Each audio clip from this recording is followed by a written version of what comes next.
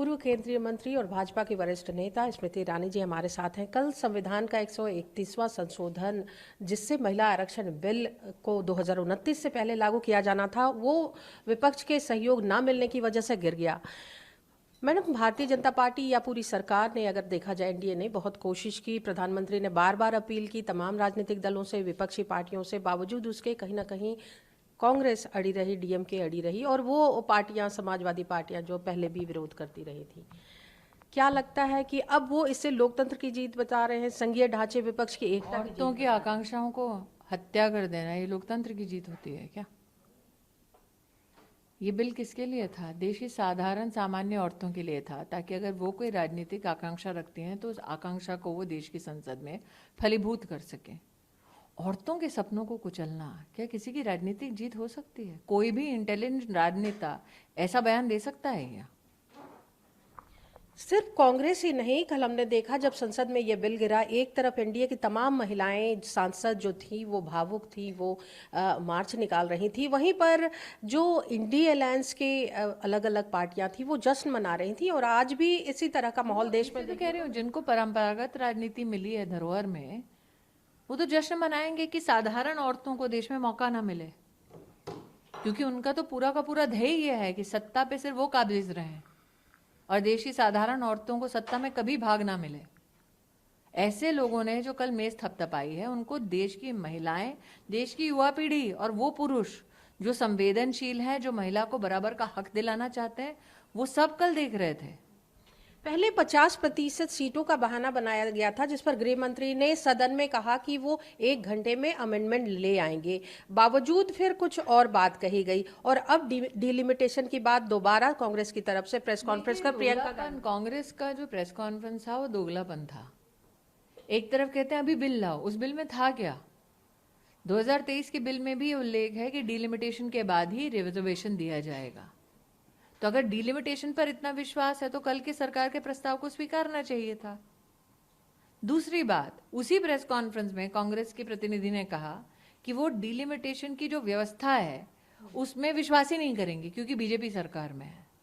तो आप व्यवस्था में विश्वास नहीं करते, अपने कार्यकाल के सेंसस पर विश्वास नहीं करते, और आप देश की महिला पे भी विश्वास नहीं करते, तो आप करते क्या हो? ममता बनर्जी कह रही है कि बंगाल में चुनाव चल रहा है और अभी तो बिल में बीजेपी हारी है और आगे आने वाले दिनों में बंगाल में भी चुनाव है। हमारे यहाँ तो म्यूनसिपैलिटी का चुनाव भी होता है, तब भी वो कहते हैं कि देखो बीजेपी म्यूनसिपैलिटी का चुनाव हम हरा रहे हैं, हम देखो क्या करने वाले हैं। तो ये विषय कल का बिल्कुल स्पष्ट था। कोई कल लोकसभा का चुनाव नहीं होने वाला, लोकसभा का चुनाव भी 3 साल दूर है। कल का विषय स्पष्ट था कि आने वाले लोकसभा चुनाव में जो 3 साल बाद है, उसमें क्या महिलाओं को 33% का आरक्षण मिल सकता है कि नहीं मिल सकता? कांग्रेस ने, टीएमसी ने, डीएमके ने स्पष्ट कह दिया नहीं मिल सकता, ना कल मिल सकता है, ना परसों मिल सकता है, ना आगे चल के मिल सकता है। ये कांग्रेस ने, टीएमसी ने, डीएमके ने कल संसद में अपने सारे हथकंडे आजमाकर देश को प्रमाणित कर दिया है। महिलाएं, आम महिलाएं जिनके लिए ये बिल पास किया जा रहा था, वो कहीं ना कहीं हतोत्साह हैं, उनमें एक निराशा हुई है। तो क्या भारतीय जनता पार्टी उन्हें ये कहेगी कि वो अभी भी महिलाओं को निराश नहीं होना चाहिए। ये वही महिला है, जब मोदी प्रधानमंत्री नहीं थे तब उसने किसी और नेता से ये नहीं कहा था कि मेरे लिए शौचालय बनाओ। प्रधानमंत्री मोदी जब प्रधानमंत्री बने तब उन्होंने शौचालय बनाने की कवायद शुरू की। ये वही महिला है जो चुप थी जब उसका बैंक खाता नहीं खोली थी कांग्रेस पार्टी, लेकिन इस महिला ने उसकी प्रशंसा की जब नरेंद्र मोदी ने जनधन में बैंक खाते खुलवाए। ये वही महिला है जिसको अपेक्षा नहीं थी कि कांग्रेस के राज में परमानेंट कमीशन मिलेगा औरतों को इंडियन आर्म फोर्सेस में।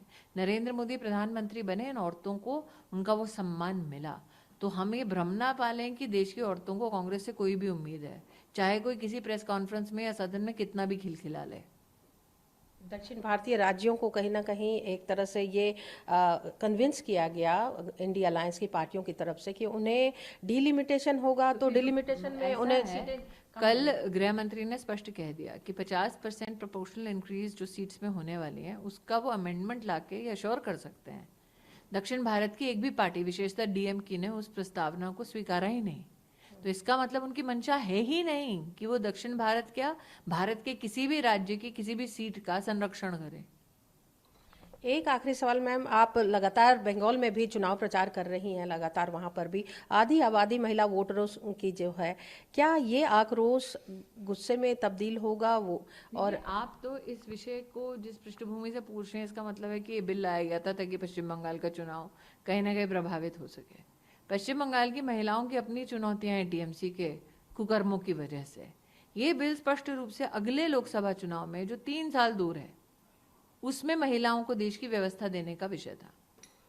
543 सीटों पर कांग्रेस कह रही है कि अभी भी ले आए जाए तो वो समर्थन देने को तैयार है। इसका मतलब कांग्रेस ने जिस जिसको ये कहा है, कांग्रेस पार्टी को ये लगता है उस व्यक्ति को समाधान जो संविधान देता है उसकी समझ नहीं है।